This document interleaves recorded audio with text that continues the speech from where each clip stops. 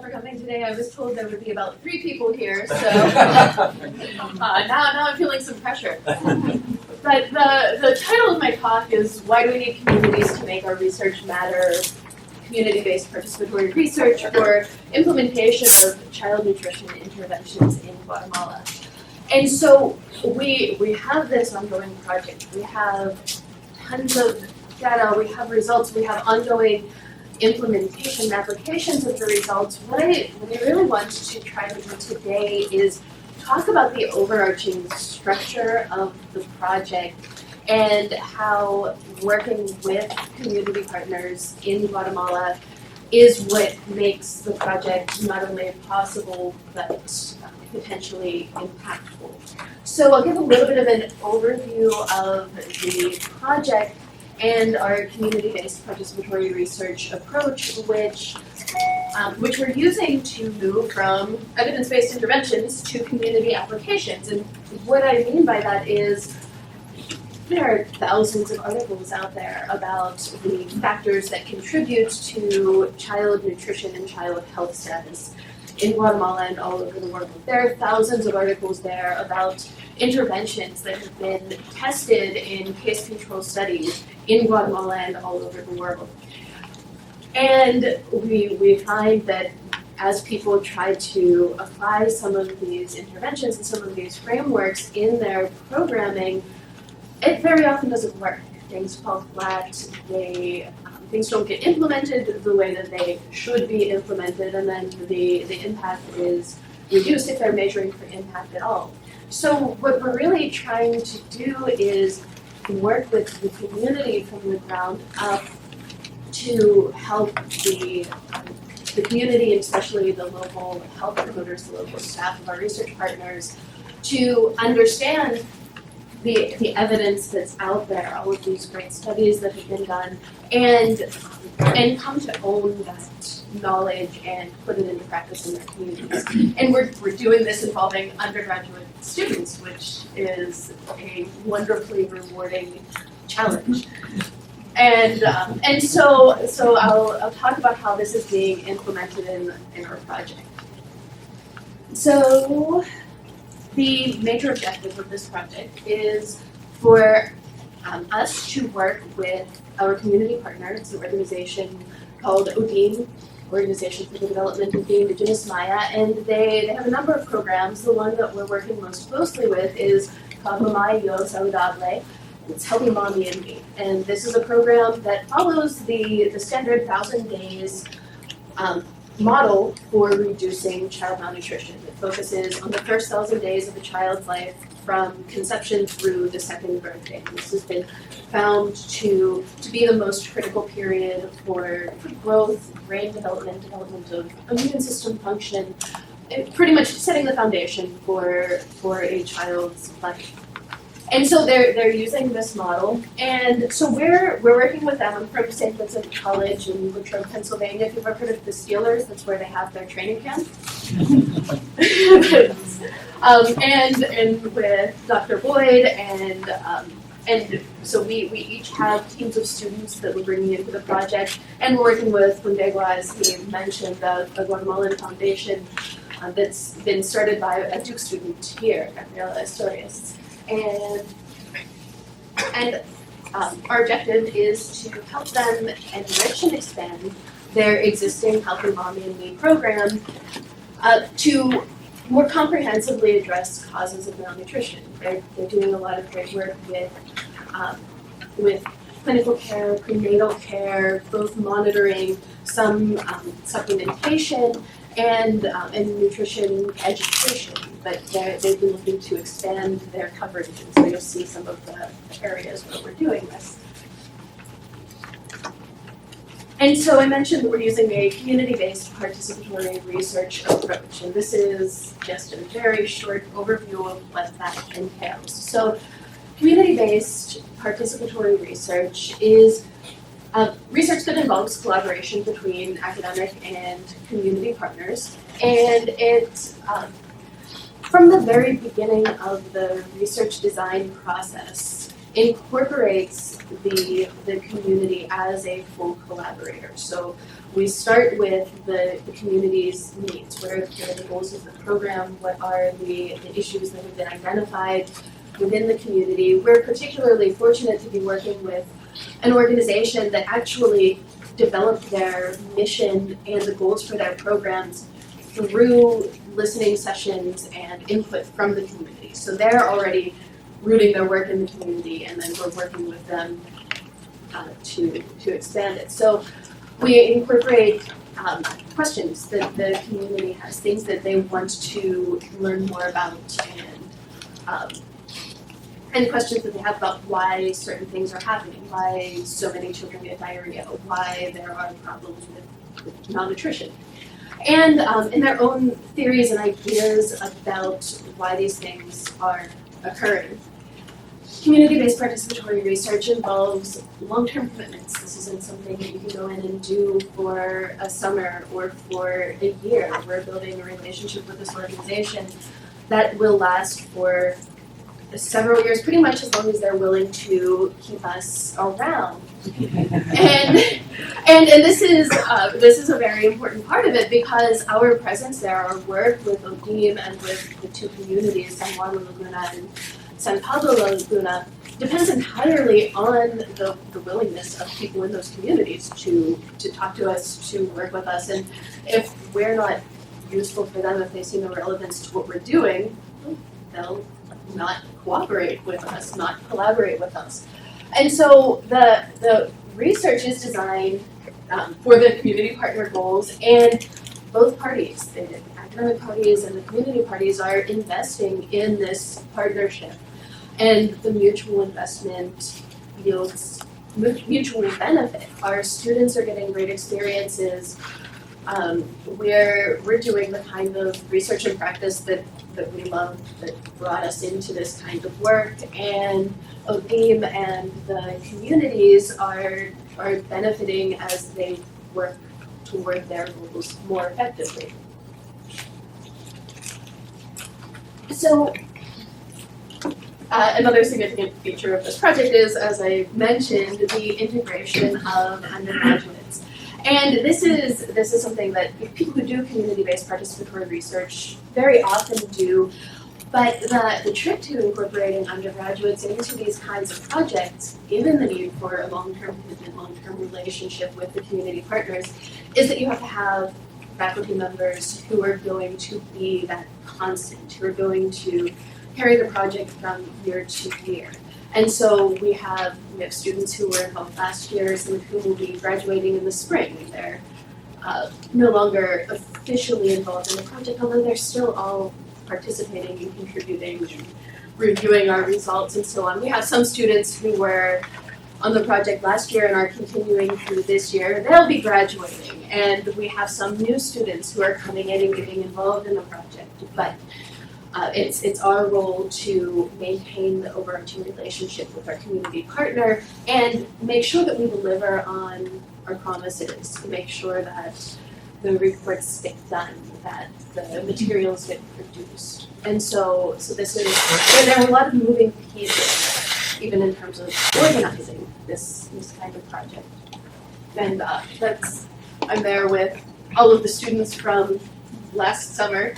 Our community partners got us all dressed up for the town feria, and there's Dr. Boyd snooping on somebody's house, showing the students the piles of brush and various potential vectors for disease. And so this is an overview of the different phases of the project. And this diagram is a little deceptive in that it looks like there's an end with process and impact evaluation, but it really, there could be, I tried to add looking arrows, but it made it illegible. So we start with the literature. We start with the evidence about child health and child nutrition. So Dr. Boyd and I have been working on these issues for years. We've been teaching our students about these issues, and our students went out last last fall and spring and reviewed literature on different causes of malnutrition and literature on different intervention models for addressing these causes of malnutrition. And that formed the foundation, the evidence-based foundation for the project and everything that is coming from it. And so as we got the students schooled in the literature, we also worked with our local partner to develop a study design that would meet ODEAM's needs and also be a valid study that has scholarly weight.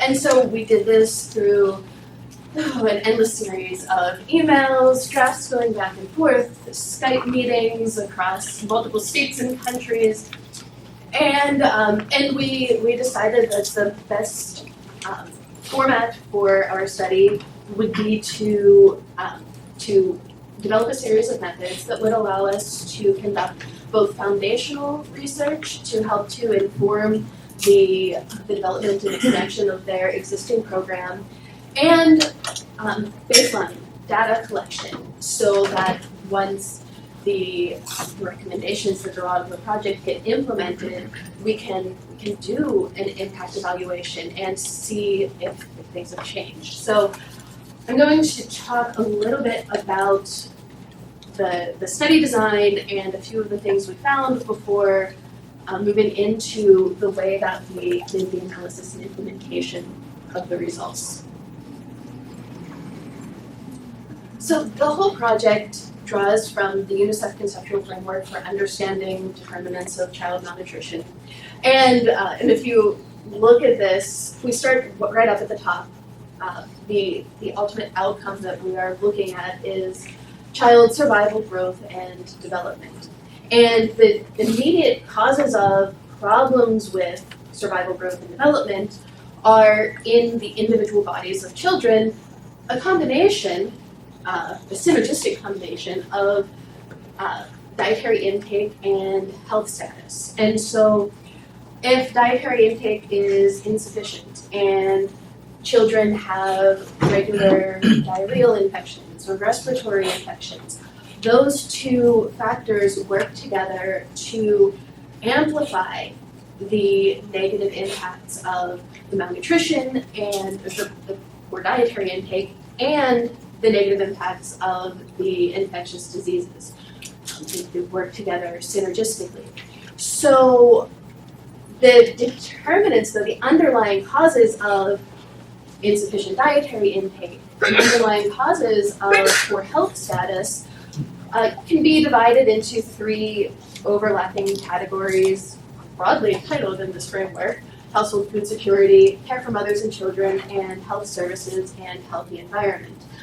And all of these things, of course, are dependent on the way that resources are distributed and controlled within the region, within the country, and globally speaking.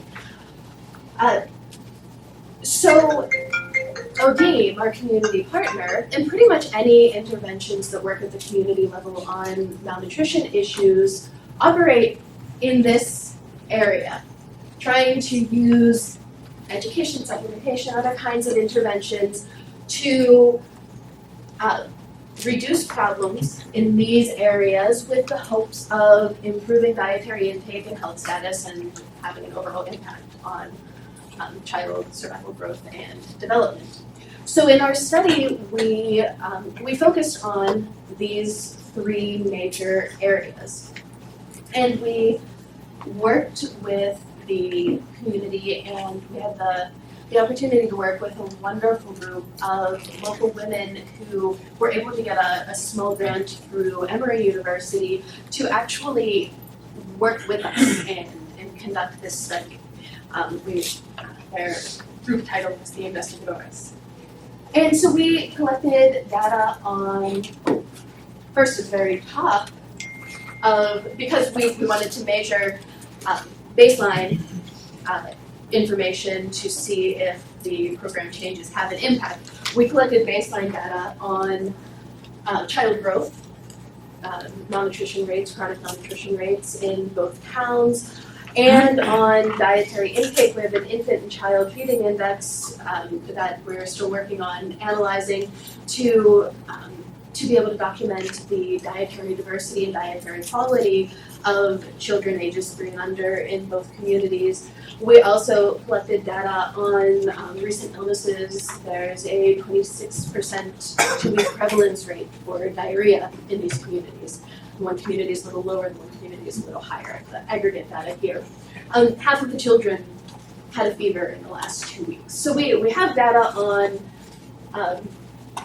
pre-intervention child growth and dietary intake and health status. So we'll be able to, at the end of the year, ask these same questions and see if there's been an impact. And so then we also collected, coming back to this diagram, data in these areas. And for household food security, we looked at the data on the number of meals per day, dietary diversity, spending on food, and who makes decisions about food. We also did a price study of foods available in both villages and an access study looking at what kinds of foods were available from different sources in the 2 villages. And this data has been mostly useful in terms of forming a foundation for the kinds of recommendations that we can make to the program, because we've documented the geographic, market, and economic limitations on people's ability to purchase different kinds of foods.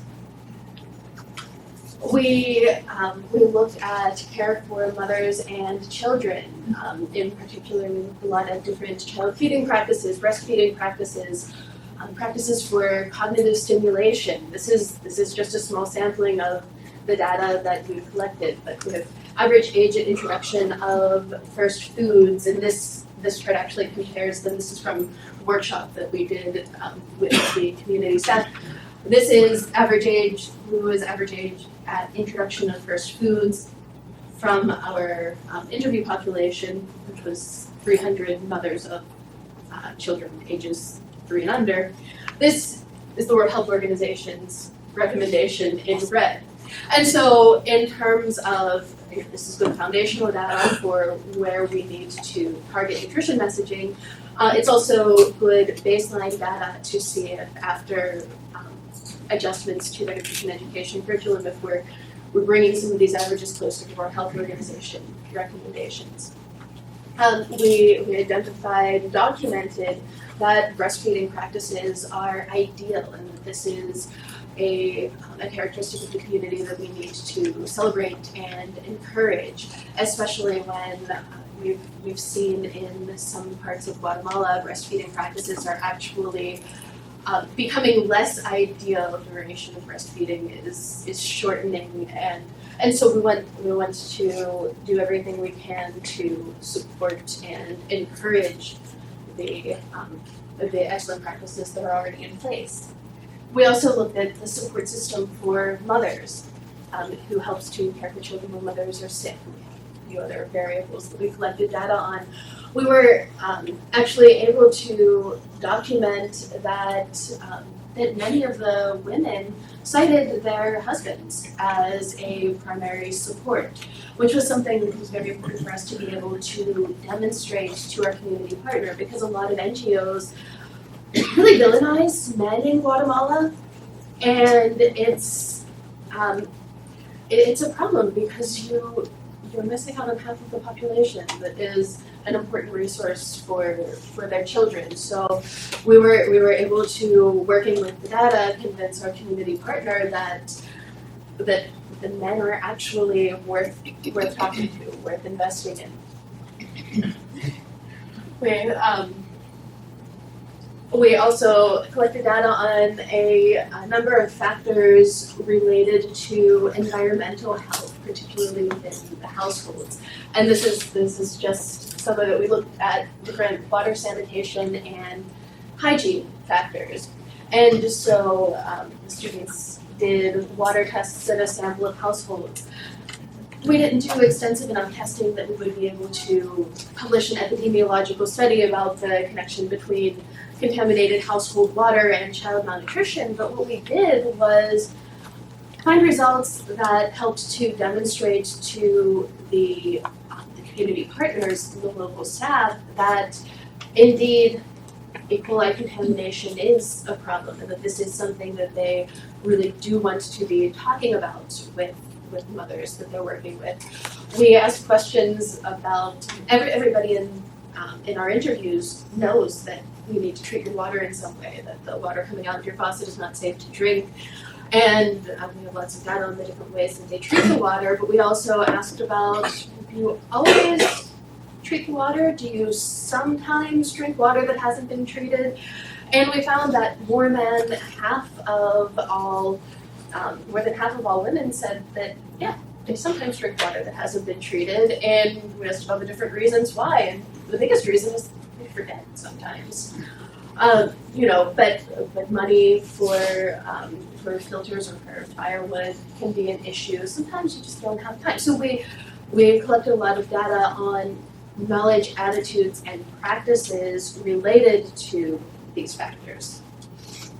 We also had students use various tools to collect data on air quality within households, because respiratory illness is a major contributor to chronic malnutrition, and I won't get into the immunology of it, but there are all kinds of things that go on when somebody develops a respiratory infection that set processes going in the body that ultimately reduce appetite and in some cases even reduce the absorption of nutrients. So we also know that indoor air quality is a contributor to respiratory infections. And so the students placed air quality monitors and carbon monoxide monitors in several houses. And these are just a couple of pictures of houses where there was obviously poor indoor air quality, especially during cooking times. And you can see over here we have a stove with a chimney system that is not functioning and leaking inside as compared to a home with a well-functioning, well-constructed chimney. So I have lots of information on air quality issues and ways to improve them. So coming back to the project overview, we collected all of this data and we made an initial presentation toward the end of our field study last summer. And we made this initial presentation to the local partner staff. They gave us lots of feedback on our preliminary results, which we incorporated into our deeper analysis, and we drafted a report, sent it to the community partner, and then I was fortunate enough to be able to make a trip without students, without my children, just myself, to Guatemala for a week to be able to work more closely with the community partner on interpreting and figuring out how to apply these results. And so we did this through a process of iterative presentations with the local partner, and I'll explain that in a minute. But as we did this, the community partners were interpreting the results and identifying different potential applications for them. And so we're currently in this implementation, monitoring, and evaluation phase where we're still talking things through, developing materials, and trying to get some of our results applied. So, am I okay for time? Okay. So here's what the presentation of results looked like. So with the preliminary results at the end of the field study, we learned a lot from their reactions. We identified additional questions that they wanted us to answer in our analyses. And we compiled the initial analysis report, which will probably be in a perpetual draft state because it will always be changing as we do more and work more with the data. And then in January, they went through and first presented and discussed the results with the Community Partner Leadership Program Director. And then she and I worked with the specific program leadership from the Healthy Mommy and Me program. This was the coordinator of our local research team and the coordinator for the Healthy Mommy and Me program. And the two of them then, with me there, or in case they needed anything, presented the results to the Healthy Mommy and Me program staff and the women from the local research team. And then we worked with them and set up a workshop for the full ODEAM staff, including staff from their other programs. And in this workshop, this group here split up, and we had several small groups that each had a section of the data.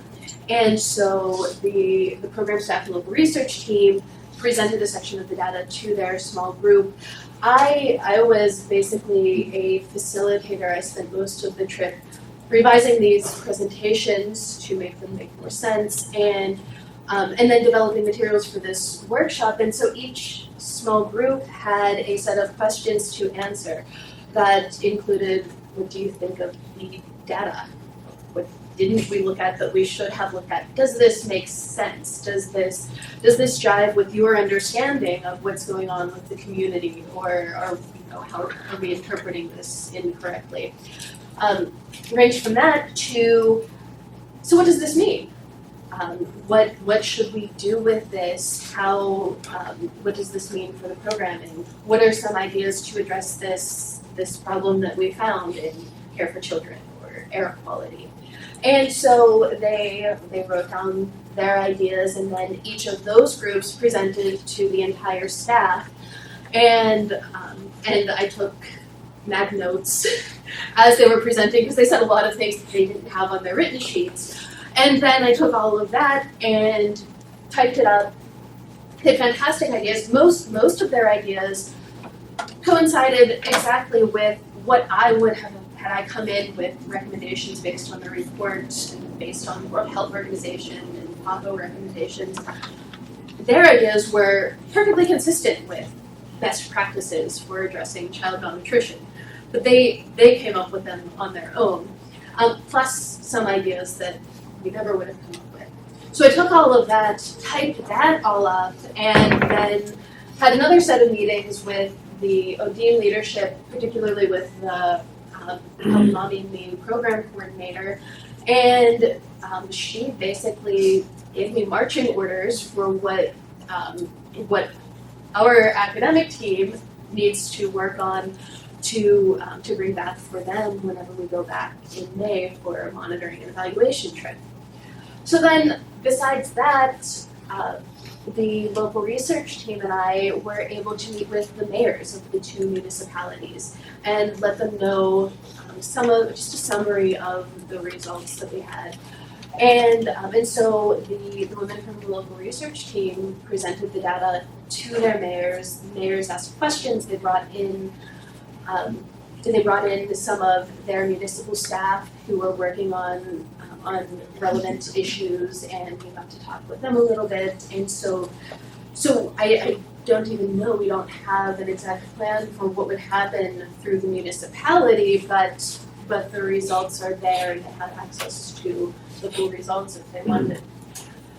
And through all of these steps, they solicited their interpretations, their ideas for applications, and that's an ongoing process. These are a couple of pictures from the workshop that I described. So they are in small groups talking about the results, and here is the typewritten notes from one of those presentations. So again, the data is constantly being presented and discussed. The things that, in the way that I was presenting the data that didn't make sense to people, I fixed with each iteration so that the results would be more understandable. And all of this presenting, discussing, and reporting led to the development and documentation of ideas, discussion, and ultimately action in terms of implementation of changes to the program. So why not just be efficient about this and do the study, send them the report with the list of recommendations? And I found this comic, and I'm sure we've all had this experience. So the guy comes in, I'm back from training, I got a big binder. Training is already forgotten, but the binder will last forever, a living monument to temporary knowledge. I'm sure we all have binders full of notes, handouts from different trainings that were great while we were in them and gave us all these ideas, and then we got back to the rhythm of everyday life, teaching classes, going to meetings, and very few of those ideas actually get implemented. Well, we've both seen this happen over and over again with trainings that we've done with local health promoters. So it's a nice thing to put on, on a CV. Yes, I gave trainings to these local health promoters, but really, you know that the next time you go back, they haven't used any of the materials you left, and and so you try to justify it by saying, well, this knowledge will build, and eventually it will trickle down and help the people it's supposed to help. But this process is different because we're really supporting the community's development. We're helping to build capacity, and we're using the community's resources, the people, the members of the community who want to improve their community, improve the health of their children, and ultimately improve conditions in their country. And we're supporting what they identify as important. And so I have a couple of quick examples of some things that we learned during the research phase that we were then able to work on and implement as we've been moving through the project. So for instance, it became pretty clear early in our interactions with DoD staff that as they've learned about causes of child malnutrition, they identify and connect with these two factors primarily. Lack of education, these parents just don't know things, and lack of care from the parents.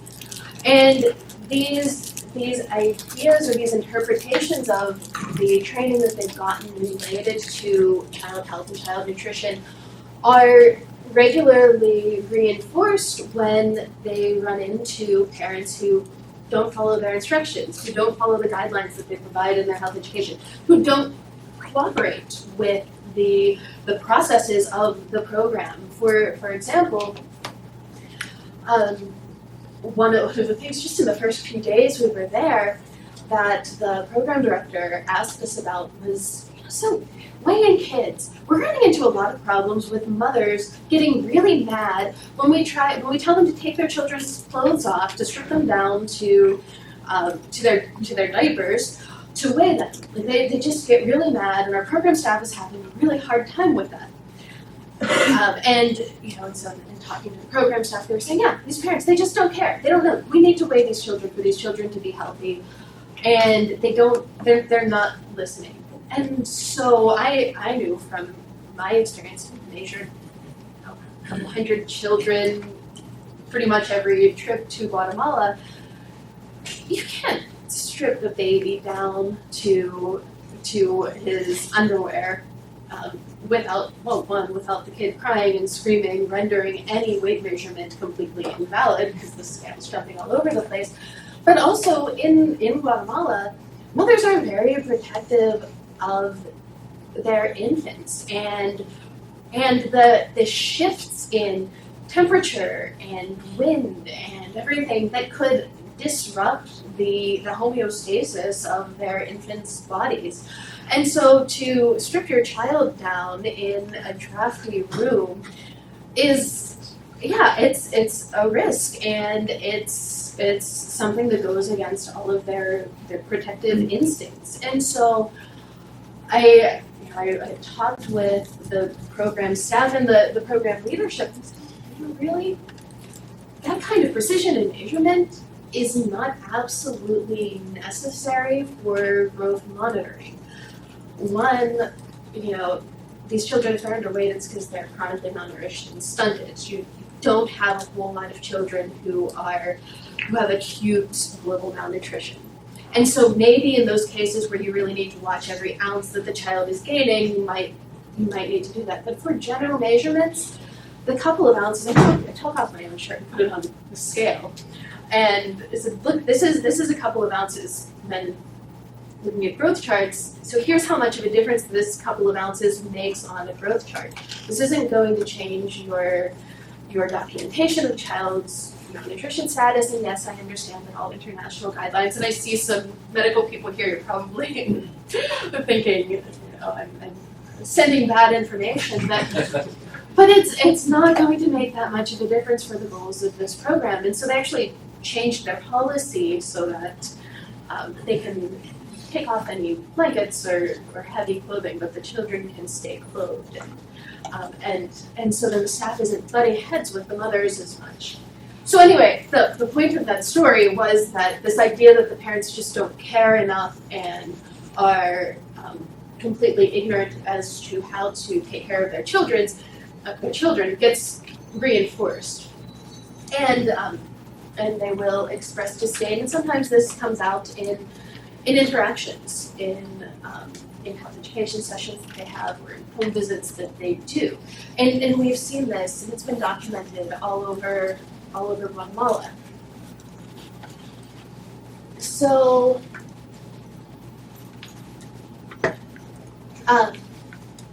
to help to mitigate some of this negative framing that the program staff have related to the causes of malnutrition, in every presentation we started with two sets of thoughts. One is looking at the factors that contribute to child malnutrition. And we started with that feeding and sicknesses. That's why I have that diagram there. So dietary intake and health status. And then we started to outline some of the factors that affect that dietary intake and the health status. And those factors that we emphasized really coordinated with the factors that we were examining in our study, so we could be presenting evidence of these issues being problems in their communities. And so people really expanded their thinking about the fundamental causes of child malnutrition beyond blaming the parents. And so then we coupled that with starting every presentation and every discussion with the idea that mothers and fathers are not problems that need to be fixed, but rather the most important resources that the children have. And pointing out that negative opinions, strong language, I can't tell you how many mothers have told me that they get yelled at by Ministry of Health staff, they get yelled at by program staff. So it's not health education, it's health scolding. Yes. That these strong words can discourage parents, and that you overlook complications in people's lives when you just assume that things they aren't doing are because they don't care or they don't know. People have complicated and difficult lives, and people are working really hard, and so the ultimate message was that we have to respect the strength and the resilience and the efforts of mothers and fathers in caring for their children. And so as we went through and I started talking with the program coordinator, who was a local woman from one of the villages, about this. And she had, in every previous discussion, really hammered hard on the problems of education and lack of care, and they just they don't want to do what it takes. By the end of the week, as we've been talking through these issues, she started presenting that slide in each of the presentations.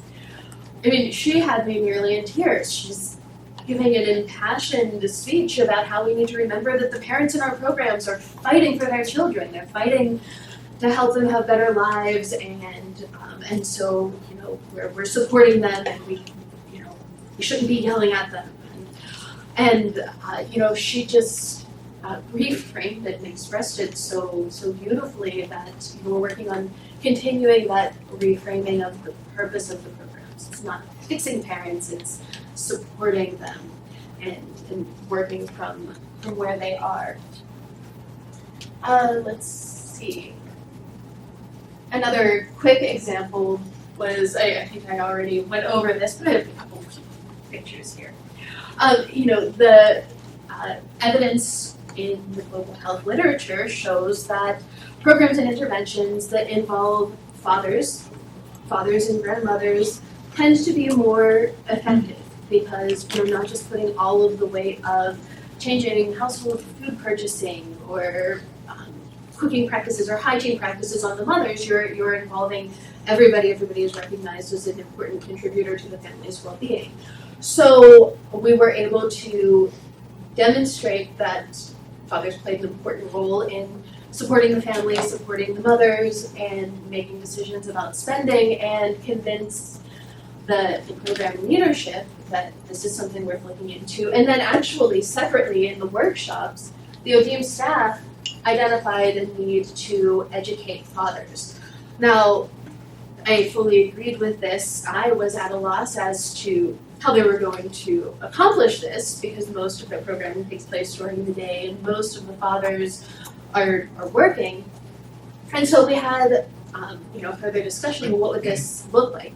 Well, we can talk with them during the home visits. There are twice a month home visits from the health promoters to all of the families in the program. So, okay, when are the home visits? Well, they're usually in the morning or afternoon.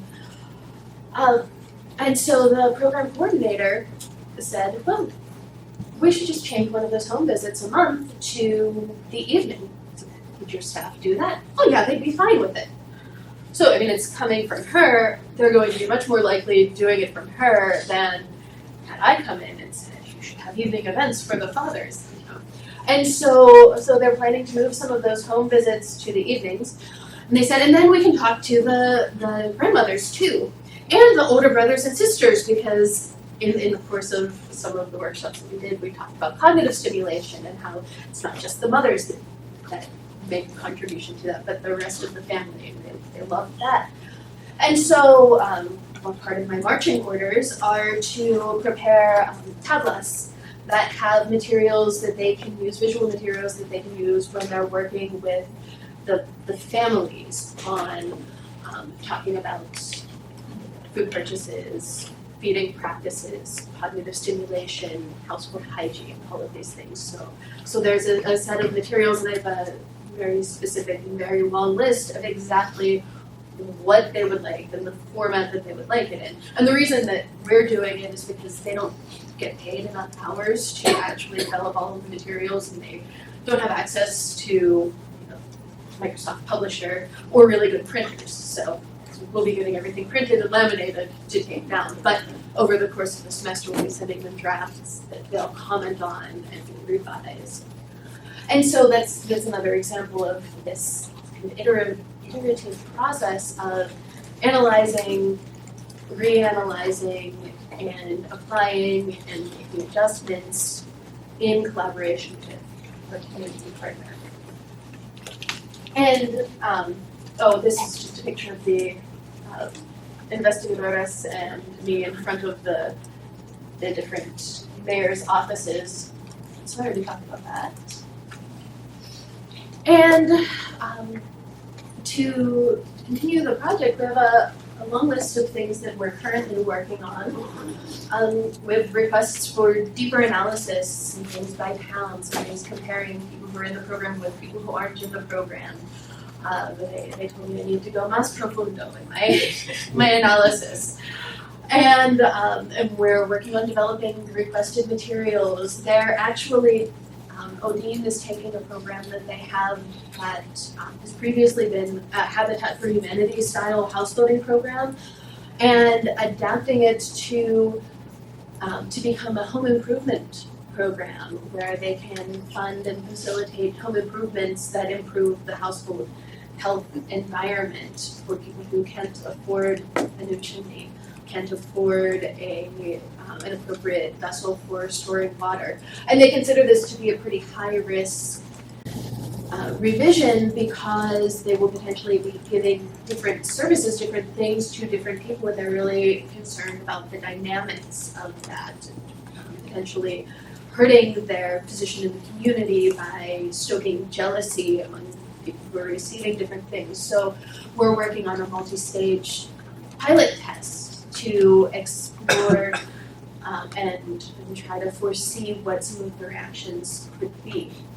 And then we're planning a monitoring and evaluation trip for May where we'll do process evaluation and see how things are going. And they've asked us to continue with capacity building, working with the staff on their curriculum and on their own ongoing monitoring practices.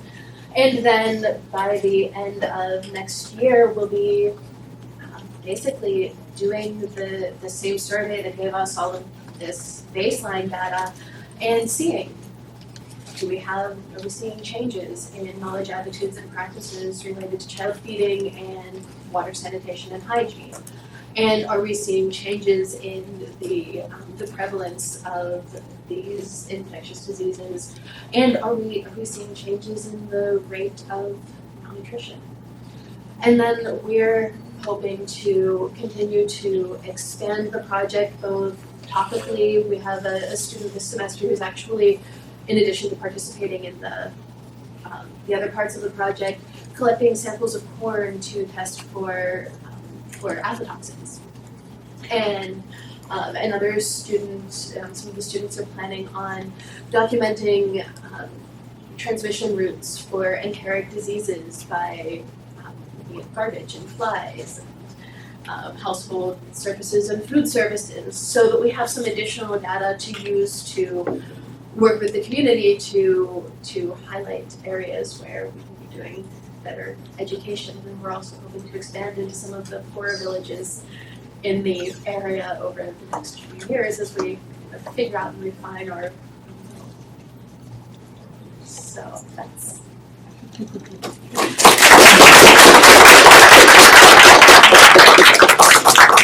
We have time for a few questions.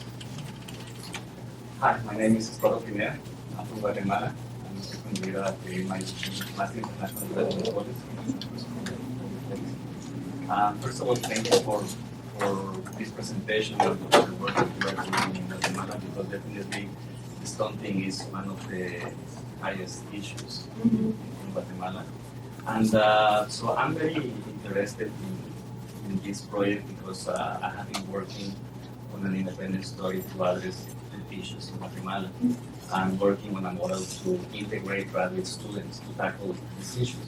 So that's why I'm very interested in knowing what is the methodology that we use to integrate undergraduate students, because at the end, so you mentioned that in summers of some undergraduate students can go to the villages and work, and they can work also remotely doing some research, right?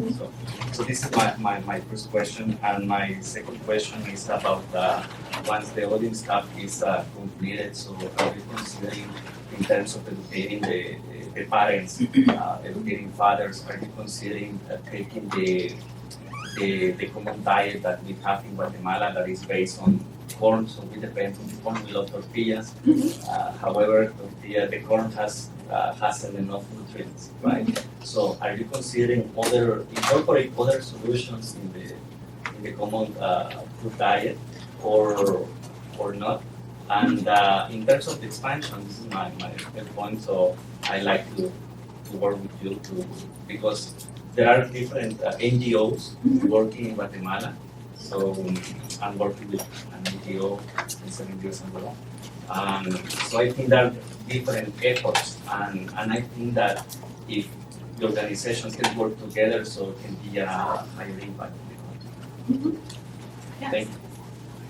Okay, so first the model for integrating undergraduates, we've really been working with students basically doing independent studies and then being willing to take weeks of their summer and come along and work with us. And it's just a a constant effort to try to balance making sure that we get the work done and making sure that the students have a rewarding experience and that we're explaining the steps along the way of what we're doing and why we're doing it so that we can try to keep they can learn the bigger picture and how these various research methods that we're using contribute to the bigger picture. And so, I mean, it's an ongoing process of just balancing those things, but at the same time making sure that the buck stops here, that ODEAM is not shortchanged because our undergraduate students are learning. They're learning how to do these things, so we need to make sure that we're supervising the data collection and working on and doing the analyses that they don't know how to do yet, and then going back and showing them how we did them, but so that we can get reports to our community partners in a timely manner. So there's a lot we can talk a lot more about that.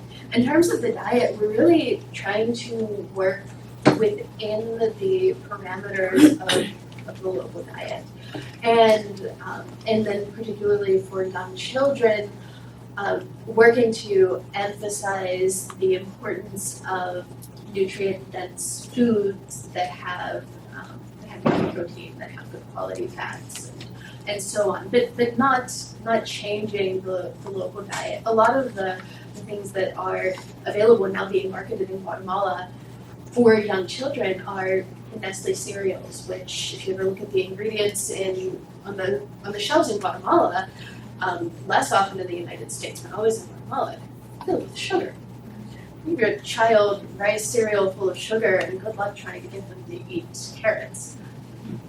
So actually, we're trying to work within and encourage the local food traditions. And then the final question, that would be awesome. Yeah. Where one of the greatest things about ODEAM is that they have an excellent infrastructure. And if you don't have a community partner that has that kind of infrastructure, you won't have much of an impact. So we're working with ODEAM actually to figure out a way to package the curriculum that we're pulling together, which will be using resources from the World Health Organization, from various other organizations. We're not reinventing the wheel in this, but to put it together in a way that we can share it with other organizations and share the model and the process for implementing these kind of program revisions. So, perfect. One more question? Have you evaluated what's the relationship with the economic perspective and maybe the income of the parents and how that affects the health outcomes also?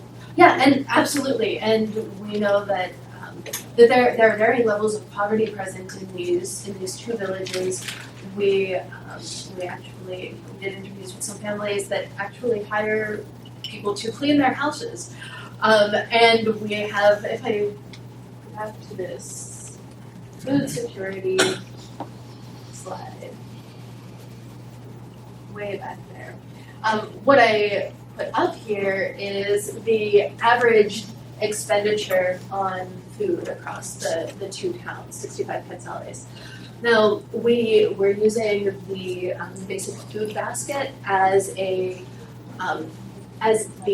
ideal amount of money for an average family to spend on food for 1 week. So this is a calculated all up to 1 week. But the basic food basket is a nutritionally balanced basket of foods based on local food traditions that has been established by the American Health Organization and the United Nations Food and Agriculture Organization. And so they have basic food baskets for different parts of the world. And within each country, in Guatemala, it's the National Institute for Statistics, every month does a calculation of the cost for the basic food basket. And they used to do it for the country as a whole, now they do it by district. And so this is the cost of an ideal nutritionally balanced diet for one person for 1 week in Guatemala, basically 158 quetzales.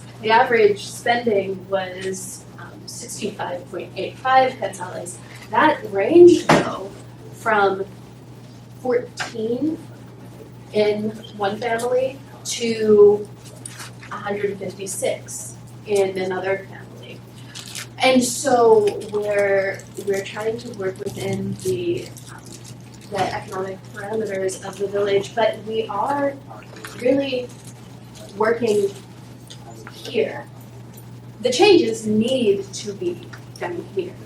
And so, yeah, that's something that can sometimes be frustrating in this work. We know that we're working against poor resources and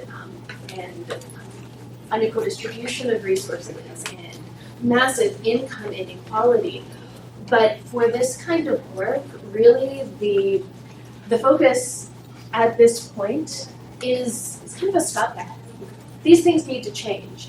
And we hope through our writing, through our speaking, through our meeting with different officials at different levels of authority and power in Guatemala that we can contribute to those changes. There are lots of people working on this. But for right now, there are a lot of kids who are 9 months old, a year old, and they can't wait for these changes to happen. And so what can we do to mitigate the issues caused by the economic problems and working within the limitations of the families working? So, sorry we have to wrap up. Thank you all for coming. Thank you.